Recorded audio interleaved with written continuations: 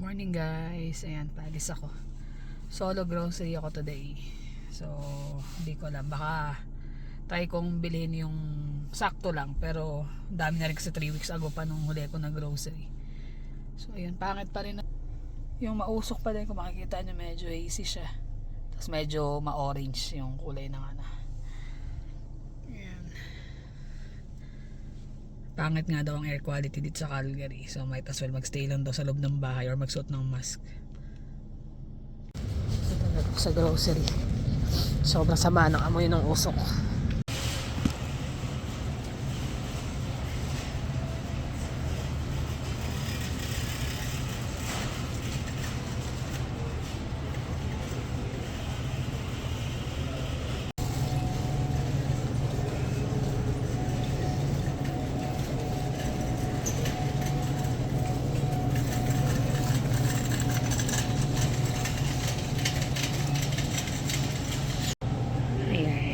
Grocery. Kami nakachat ko ang ate. Nag-uusap kami tungkol sa presyo ng mga bilihin. Sobrang mahal na rin daw talaga sa kanila. Kahit naman saan nata ngayon, sobrang mahal ng mga grocery. So kailangan talaga make sure na walang matatapon na pagkain. Kung ano lang yung kailangan. Pero ako usually kasi yung grocery ko, umabot ng 2 weeks. Minsan higit pa.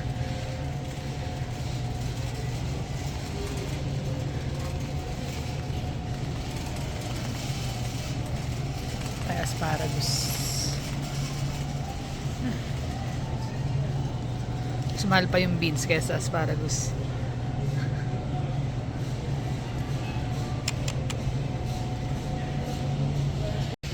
Try ko kumuha nito kasi right na. $2.99 per pound yung peach. Tsaka ripe na siya kaya we'll see. Mahirap lang kunin kasi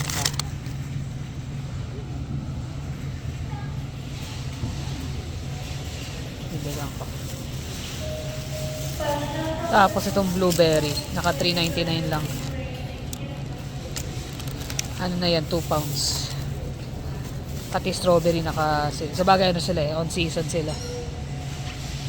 $3.99 blueberry, $5.44 yung strawberry. Pero yung strawberry mukhang maliliit. Pero ito maganda, malalaki siya. Yan. Medyo konti ngayon namimili ngayon eh. Friday, usually ang daming tao pag Friday.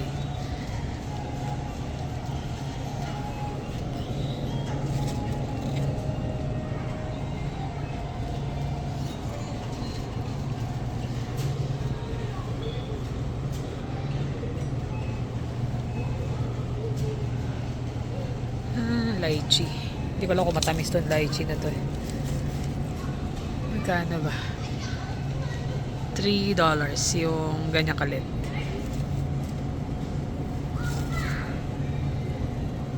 Pag hindi masarap, sayang. Kaya ang hirap kumuha. Ang ganda ng bok choy nila ngayon. Fresh na fresh. Shanghai bok choy. Yung maliliit to eh. Yan, $3.50 per pound. So not bad. So ito nasa $7 kasi nasa 680 grams. So mahigit. Hindi pala. Mga siguro $5 yung ganyan. Pero marami ng laman. Ito yung kinuha kong sibuyas. Kasi yung usual na kinukuha ko $4. Pero yung mga halos tumutubo na. Ayun yung. Ito. May mga tubo na iba tsaka hindi magandang. Luma. Ibig sabihin luma. Dami na ng gulay ko. Mostly yan ang ano ko. Basta gulay. Unahin ko yung mga gulay. Tapos meat. Eh meat naman mamaya pa yun sa. Tingin tayo ng mga cheese. Meron pa ako nun. Ito nga rin eh. $4.29.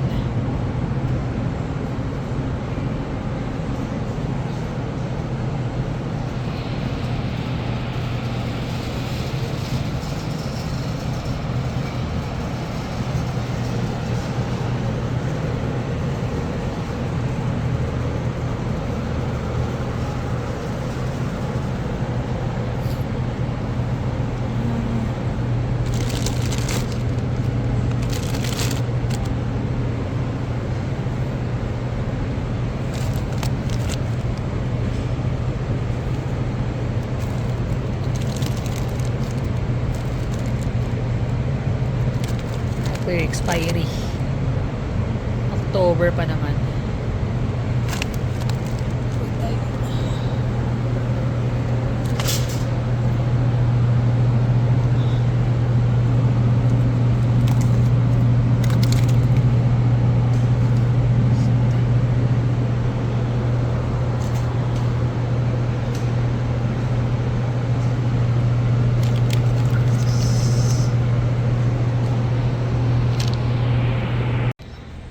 Ito, buti nakabili ko ng rice sa Chalo last time.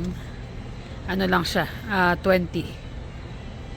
So ngayon ito 23.99. So kahit pa paano, almost 4 bucks ang natipid. Dalawa na kagad yung binili ko.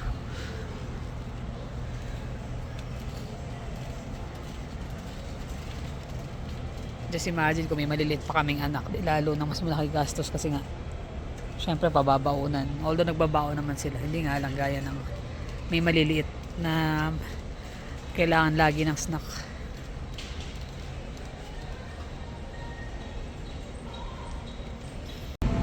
Yan, kachat ko ate ko habang nag-grocery ako kaya hindi ko na rin na-vlog yung iba. So di hamak na mas mura pa daw dito kaya sa kanila. Kaso naputol yung tawag niya. Siguro mahina ang signal. Raspberry digestive.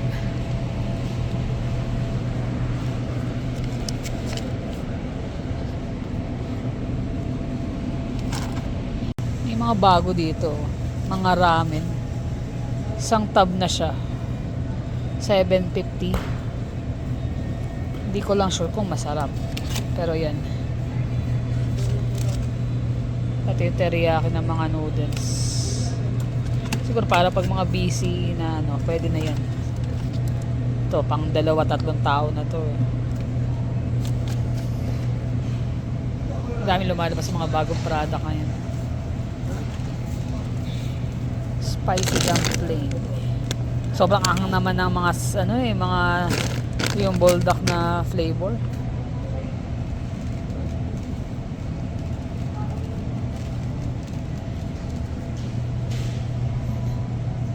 Cream cheese pala. Kailangan ko ng cream cheese.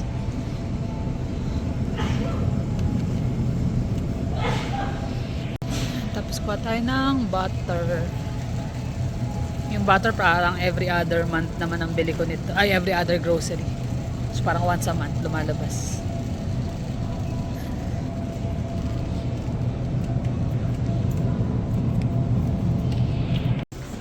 Meron silang Krispy Kreme dito.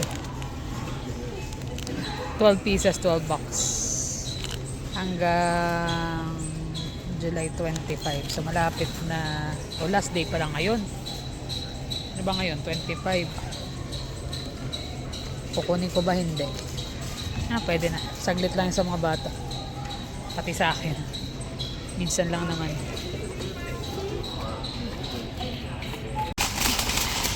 Punta na ako sa meat shop. Baho talaga. Ang daming inuubod sa loob. Kaya nga sabi ni ba magmas. Plano sana namin magpunta ng Kananaskis bukas. Pero nag-iisipan ko kasi pag ganyan masama sa kalusugan ba. Possible ubuhin. Mahirap na. Ito na ako sa wahing. Daming tao.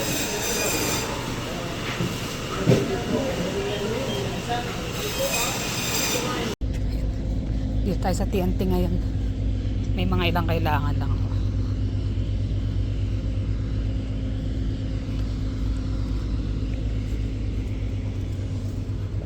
Daming balahibo ng ibon ng feather.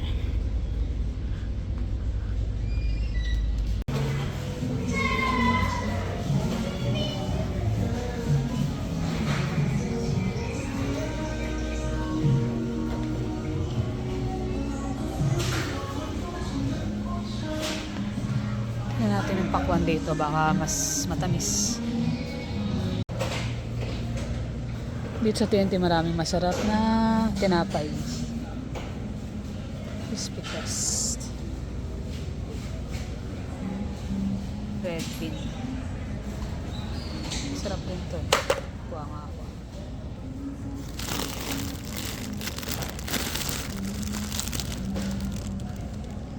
28 pa naman expiry. So, pwede to.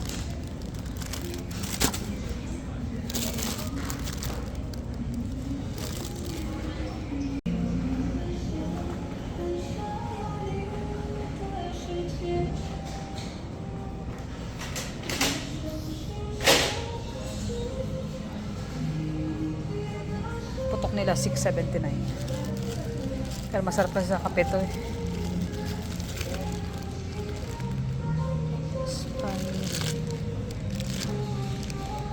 Ano na expiry, baka expire na.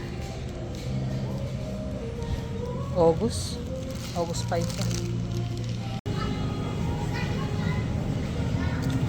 Chestnut.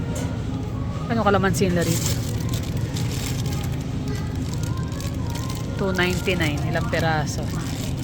Okay na ako sa extra na nasa bote. Yun lang, dapat dito ako bumili ng green beans. Sa $6 per pound. Superstore dito 2.88. Pero butin lang, konti lang kinuha ko dun. Masarap to pang smoothie, yung Philippine mango na chunks na frozen. 9.29 pero not bad kasi pang 4 na tao na yun. Sakto na sa aming 4 pag nag-shake, lalo ngayon mainit. Dami talagang option dito kung ano-ano eh.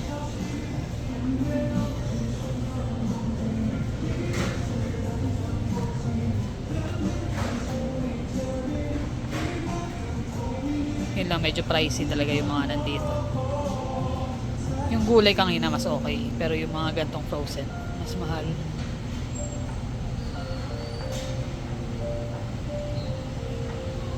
May soup dumpling pala sila dito. Hindi ko lang sure kung okay ang lasa. Yun yung mga napamili. Ang hirap pagka mag-isa talaga. Ang bibigat.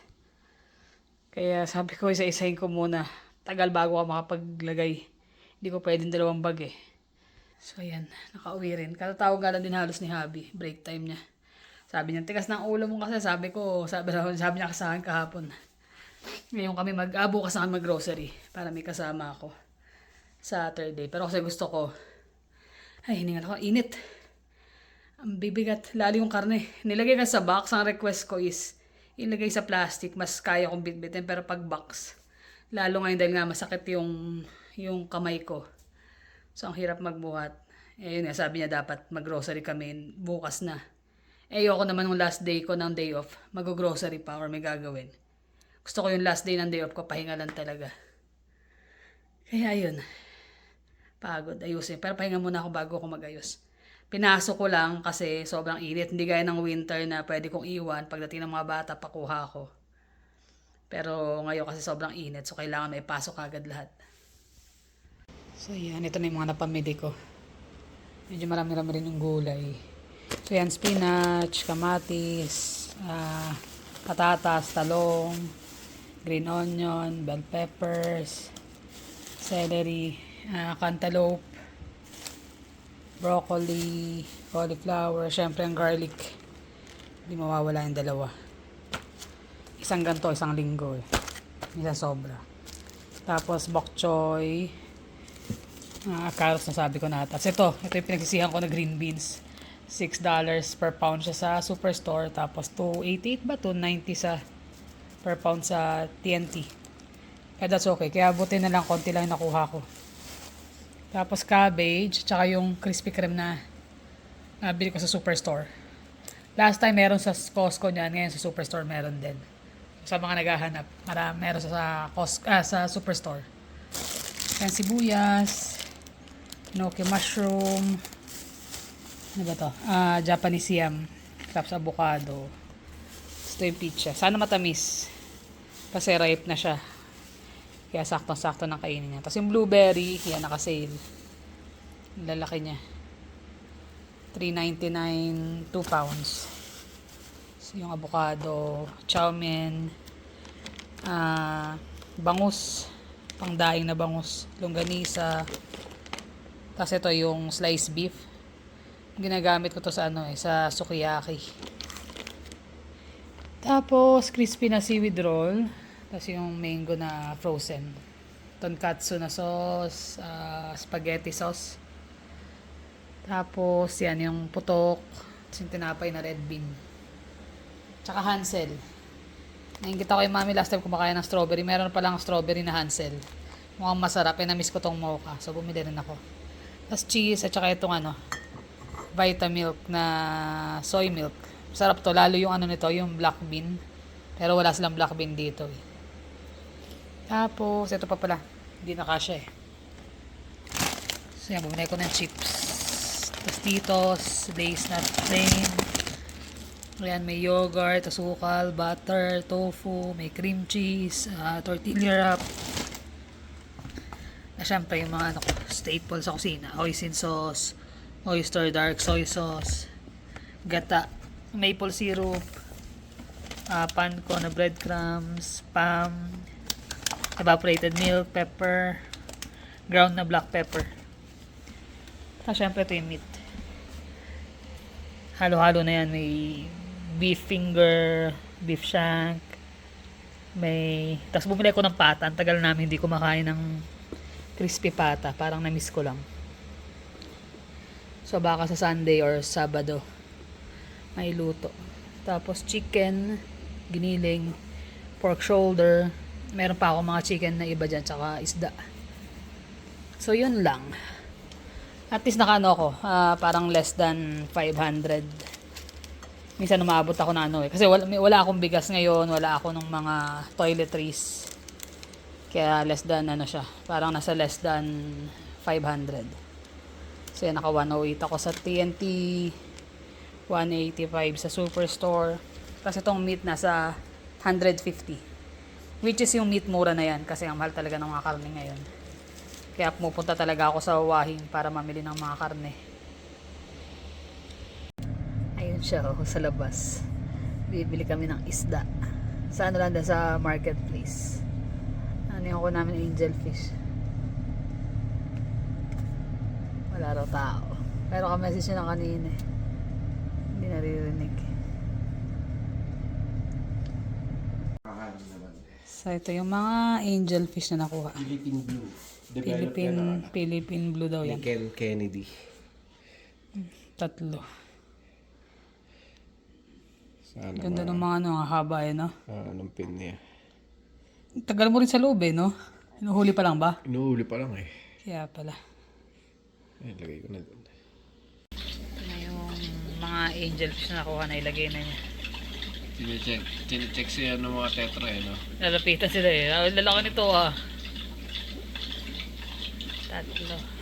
Kasi puro maliliit na nandito. Kailangan ng may malaki-laki. Eh yung nakarang nilagay na malaki, nangangain. Ito maliit ang bibig eh. Hindi makakakain ng to. Isda. Nakakakain din niya pero yung maliliit. Maliliit eh. Lalaki na niya. Natataba na eh. Ito yung mga laman nagko-survive na. Lumalago na ko eh. Gutom na ata. Gutom na kag. Yun nanonood na naman kami. Panood to guys, maganda to, Netflix. Maganda story. Maganda yung lesson. Teach you a lesson. Lalo na sa mga nabully ng bata. Sa estudyante. Ito na nga pala yun, natapos ko na. Yan. Naalala nyo ba yung dating kulay niyan? As in, ito lang ang kulay niyan. Cheetos yan, Cheetos. Ito yung yung pangalan nito? Sintas kulay orange. Basa pa eh. Hindi ko makuha eh. Kinulayan din niya yung sintas. Kakulay ng ganyan. Kaganda doon sa pintura niya, pang leather talaga siya, tsaka sa fabric. So, kahit na hugasan mo to, laban mo to, hindi basta-basta matatanggal kasi flexible yung niya. Ang ganda nga nalabasan yung pintura. Ibang-iba na yung itsura eh. Bahala ko pa lagyan ng speckles dito eh. Kasi pero pinag-isipan mo pa. Kanyang pinagkakaabalahan after work. Dumating yung regalo ni Jermaine. Ayan. Si Baki. Tsaka yung kay Jonas. Yung kay Jonas. Regalo ni Jonas. Regalo nila yan, Father's Day. Late dumating. Si Dan. Pero at least dumating. Usually ganun pag mga nag-order sila sa online eh. Tagal. Yung mga regalo ko nga sa kanya since last year pa eh, hindi pa dumarating. Lahat naka-pre-order pa rin.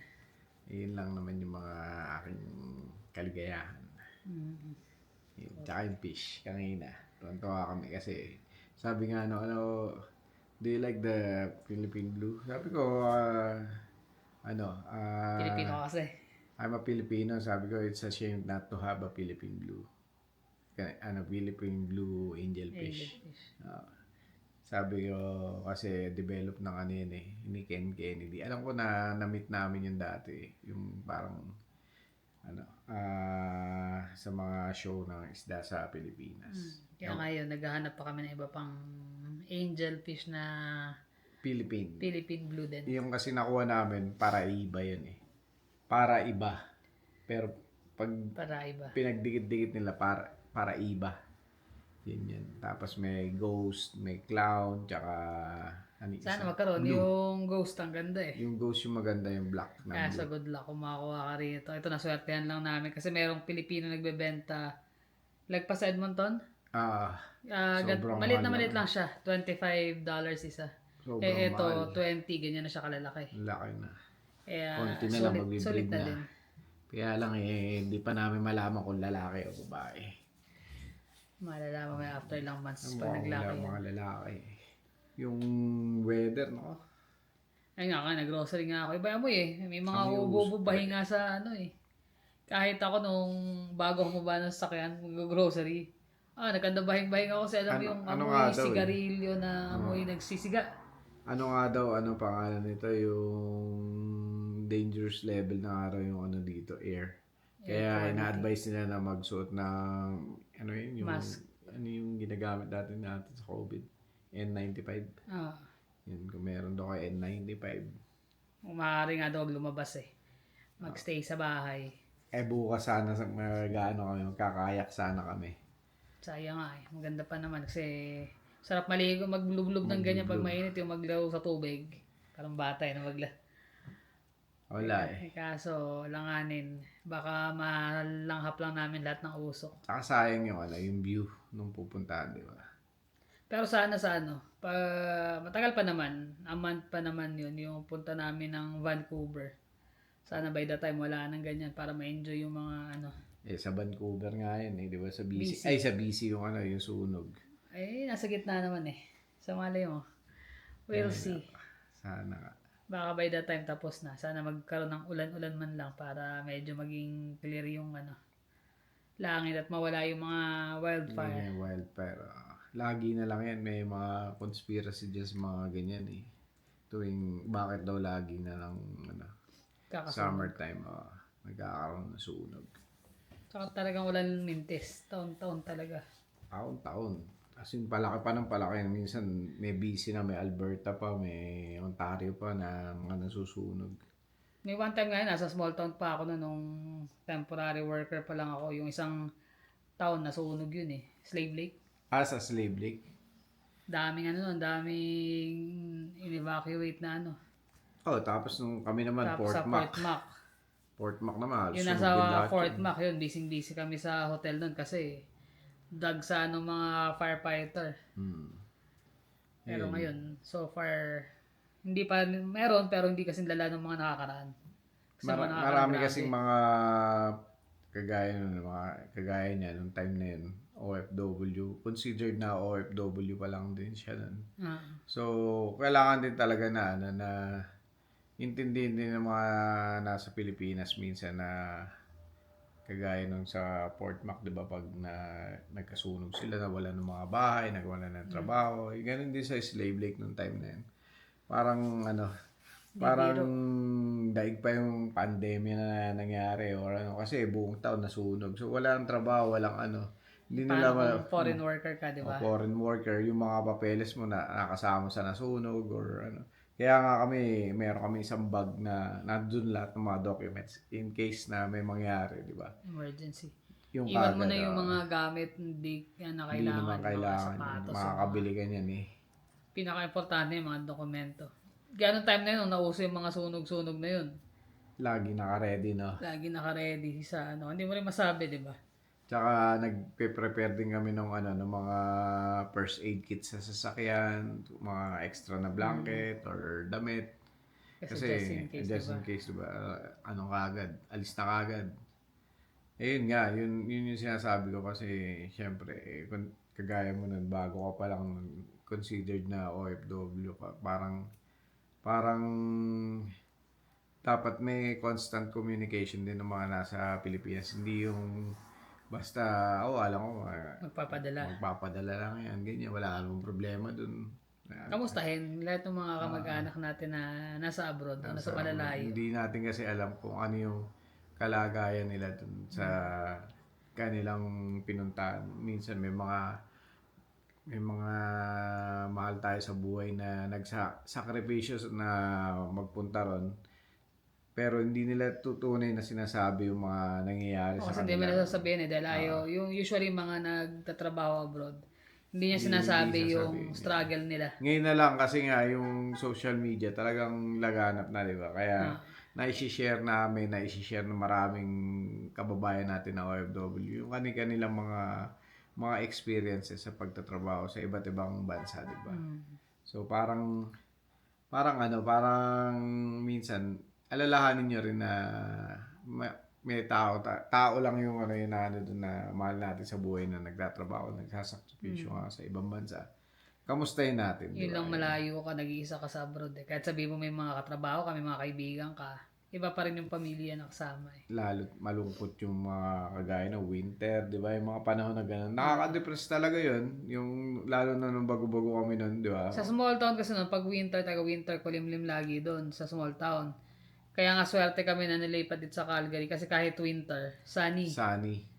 Doon talagang asin, kulimlim lagi. kulimlim, parang Natamarin kan lumabas.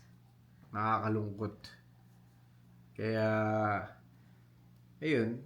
Kaya minsan, isipin din natin na yung mga OFW nating mahal sa buhay, hindi lang sila nandoon para, syempre, aside from nagpapadala sila, syempre, yung mga sakripisyo nila na binubuhos nila para lang makapag-provide sila sa pamilya. Lagi natin alalahanin. Tama. Kasi hindi biro yung sakripisyo nila. Hindi Namalayo. biro, malayo sa pamilya, mag-aalaga ng anak ng may anak. Kaya kahit kamustahin man lang. Pero kami noon, araw-araw talaga kami magka-chat Araw-araw kami magka-chat nun Walang mintes yun. bago matulog. Kahit nung nasa Korea ako nun, di ba? Tapos pag day off, halos maghapon. Nakabukas lang yun, bababa, kakain. Kaya chat. Kaya kahit papano, hindi ka na iinip kasi meron kang mga nakakausap. Nakikita mo yung mga bata, although hindi mo sila maabot, pero malaking bagay yung... Ano yung bata na nakita mo? Nung ka-chat. Ay ba yung bata naman niya? May bata siya nakita na magka-chat kami. Nandun doon, nagtatatalon doon sa kami. Ibang bata naman yun. Huwag na natin sama yun.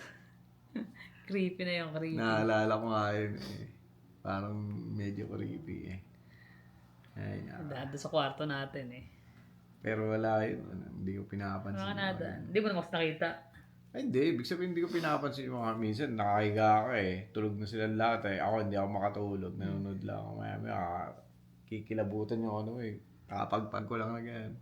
Patulugin mo ako Huwag akong kulitin. Huwag ngayon. Ay, nako. Kami lang naman. Maghapon, nag-grocery. Grocery. Struggle ako dun Grocery mag-isa, medyo mabigat. Sabi nga niya, ba't kasi nag-grocery? Sabi ko sa Dapat Saturday. ngayon, no? Saturday. Ayoko naman kasi nung last day. So, pag Ngayon last pala, day. bukas, Saturday. Bukas. So, ayoko nung yung last day ng off ko.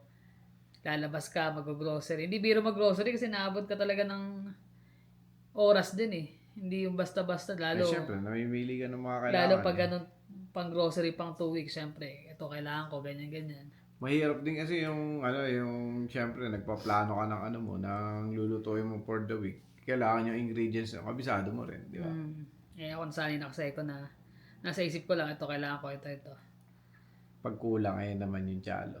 Pero bihira naman yung kulang kasi yun, pag yung mga patapos na. Pero yung karne marami, lalagpas pa ng 2 weeks yun, abutin siguro ng 3 weeks. Yun nga, si ate ko, kachat ko kanina, habang namimili na i-compare yung sobrang mahal ng grocery sa kanila. Mahal ba ang grocery sa kanila? Oo. Mas mahal pa kaysa dito? Yung raffle sa bill natin, magkano, di ba? Pinakita ko sa natin na mo to, parang dito, $3. Yung medyo malaki na, di ba? Sana daw, 20 something dirham. Times 16 mo yun. So, magkano? Mahal naman. Sobrang mahal naman nun. Tapos pinakita ko nga yung mga toyo. Ito yung toyo. Muna yan. $2. Pag kinonvert mo dito, magkano? Kaya nag-aanohan kami. Lumipat na kayo. Sabi ko, mahal talaga. Ang bawi naman dito naman, may mas mura nga kaysa sa kanila. Ang bawi dito is yung Yung tax. tax. Tax sa sahod. Pero siyempre, may mga ano rin naman eh. May mga kagaya na lang ng kalsada natin. Although, puro construction in the summer. Pero mapapakinabangan mo talaga. As in, tsaka yung gumagawa sila, pag isang stretch gabi, hindi mo makakita gumagawa ng umaga-umaga unless may mga talagang Repair tinatapos lang, na lang. Pero, more or less talagang napapakinabangan mo yung binabayad mo rin sa tax kagaya na lang sa Kaya lang, hospital, the more diba? lumalaki ang sahod mo, the more lumalaki Ayun yung tax lang. mo. Ganun talaga. Depende sa bracket pa yun. Ay, nako. Pero okay lang.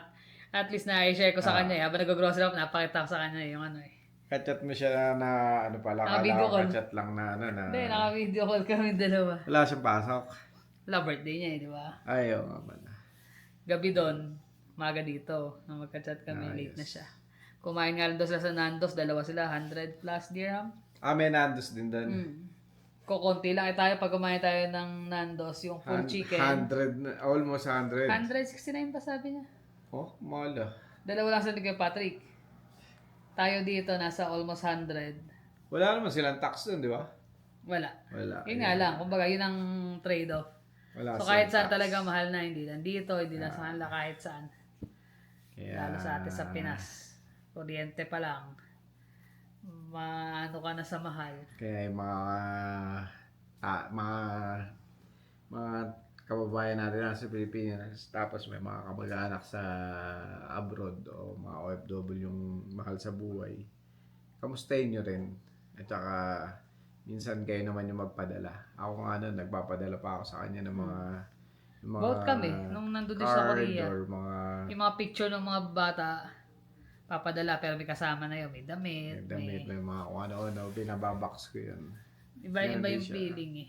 Pag kami natatanggap ka. Kaya pagka minsan, abutan nyo rin kahit mga simpleng regalo. Tsaka yung mga gusto nila.